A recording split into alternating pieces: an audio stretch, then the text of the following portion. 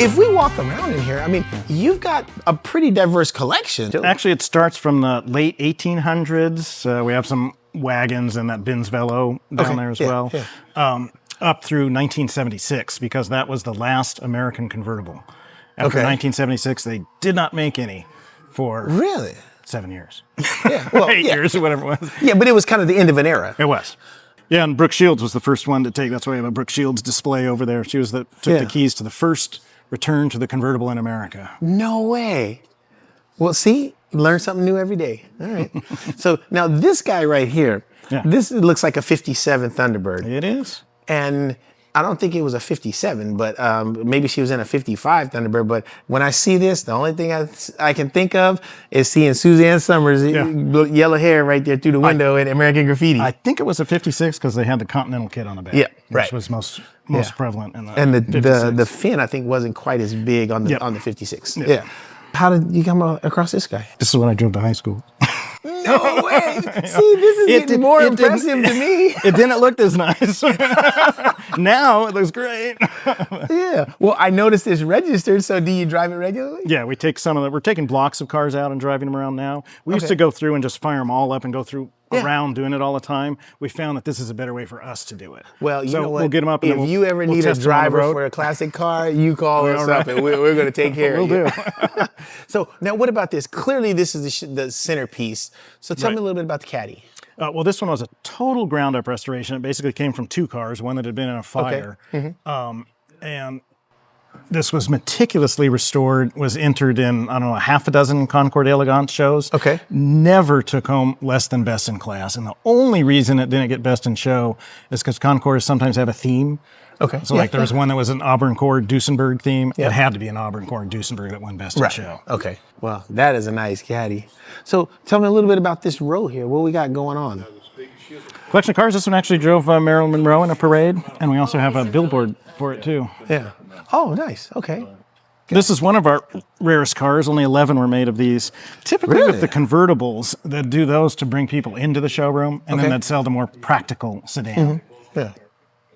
Well, I mean, I've never seen a convertible, you know, Kaiser of this vintage period. So now in here, what's your favorite car in here? Is the Caddy? Yeah, the Caddy. The Caddy's kind of our hallmark. Yeah, the Caddy is definitely. I can capture that stained glass up there. Yeah, we have big posters of it. I can give you one of those too. Oh yeah, for sure. Yeah, absolutely. Now, we got to talk about one car in here, right? Now, while we're working our way around, you know, I noticed you got the Mustang, and that's classic, and it really wasn't the first pony car, but it's definitely the one that set the standard for the class, right? Because if I remember correctly, the Barracuda came out like 3 months before that. Oh my God! Yeah, but that really took the spotlight. But over here, what is this? Oh, that's an Edsel. It's supposed to be the hallmark of the Ford Motor Company, named after the sun. Yeah. Now, the car itself wasn't necessarily a hit, but this car really influenced cars that are being built today. Right. This was the birth of the Ford 9-inch. So that 9-inch rear end, that's kind of the standard for people. You building something with high horsepower, what do? Put a 9-inch in. Yeah. No, it kind of got a bad rap. Yeah, it did. It did. But, you know, again, you know, this kind of set the standard for a lot of cars being built today. Right. Yeah. Yeah.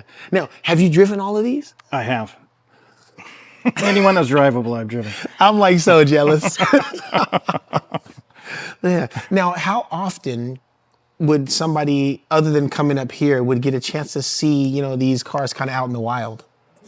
You're seeing less and less of them, especially the convertibles. It's just you got to deal with the top issue on them. But boy, they're so nice here in Southern California. Yeah, that is true. I mean, this is definitely the place for, you know, convertibles. Now, I noticed this room, everything in here is convertible. Our collection is 97% convertible. Very few hardtops. So your pop just had a thing for convertibles, huh? Yep. The next generation, do you see them continuing and, you know, and putting as much, you know, I guess, passion into it as you do? Clearly you have it. I mean, in general, I hope the next generation does, because this is an era when they were styling. I mean, if you look at cars today, they all look the same. Yeah. So on that note, I'm going to talk about two things. So we came in and we talked about this and the Packard, the swan on the Packard. We were talking about the hood ornaments. And this is one of, if you watch our channel, you'll hear me say it more than once. The downfall of the American automobile. They stopped putting chrome bumpers on cars, right? Well, yeah, that's kind of the joke, but really, when they stopped doing that, it's kind of when everything just kind of went that, they all look the same. But if you look at any one of these cars, this one won a blue ribbon at the Del Mar Fair. Yeah. Someone took a photograph of it, backlit. Oh, yeah. And that one, yeah. Yeah, it's just so cool, though.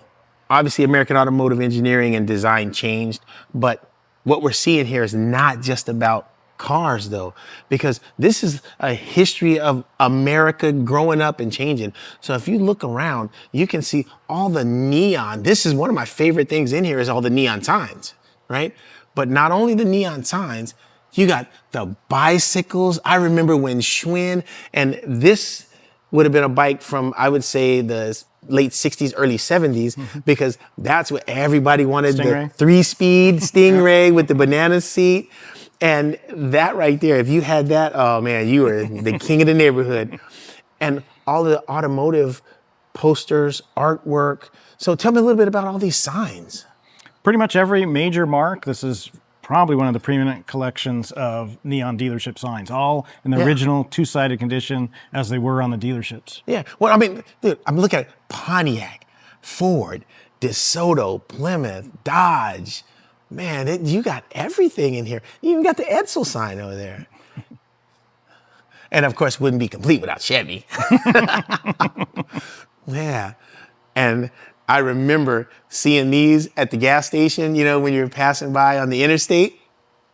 Yeah. Oh, the Pegasus? Yeah, the Pegasus. Yeah, we have one in every building. This is Reportedly, so there was cool. kind of a rumor about that, and I forget which way it went, but politically, because they said they're all facing left or all facing right. Really? And so they started making them in different sides because they had been kind of just doing one, so now you'll see them. We have different sides now. Okay, now one more thing I want to ask you about, because I noticed this in the other room, and he had just behind glass. What's with all the radios? We have a complete collection, we think, of Americana and American industrial might here. Yeah. And in buying these collections, long before the internet was around, Right. when you picked up the car, they'd say, hey, I also have these couple old radios. You interested in yeah, those? yeah. And would add those to the collection. Yeah, we didn't throw anything away.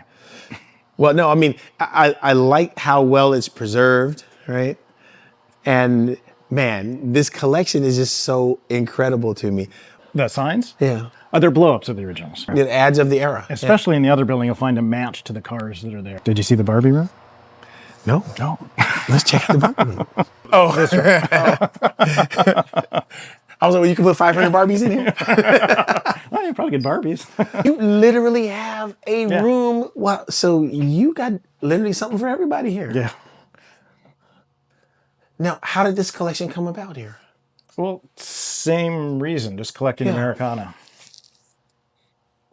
A lot of the Bob Mackie style dolls. He was a designer of the era that teamed up with Mattel. And that's another reason for Barbie. She had all the great cars. Yeah. At the Fox Body Mustang, had a 57 convertible, at the C4 Corvette. Thanks again for taking the time, man. I appreciate this so much. Enjoy the rest of your stay here. Well, a lot to look at. Yeah, there's so much to see. Now, if you get a chance, you're in San Diego, North County, come out to Deer Park Winery and Auto Museum, and definitely you see Clark. And if the hospitality is anything like you showed us, you're going to be impressed. So we'll see you guys next time on Gas and Go with Snow.